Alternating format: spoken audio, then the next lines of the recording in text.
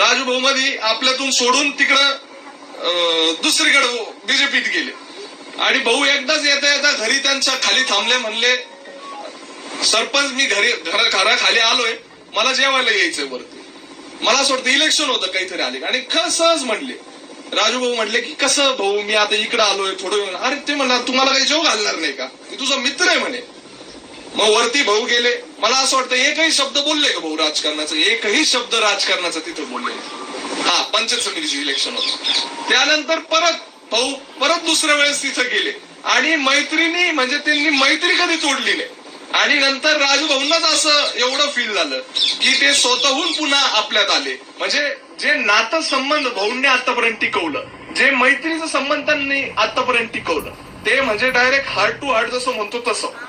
कितीतरी लोक आता तिथं उभा केले. आता उदय आबा सारखे असतील, रणजित दादा सारखे असतील. मला असं वाटतं हे सगळे लहानपणापासून भाऊंबरोबरचे मित्र.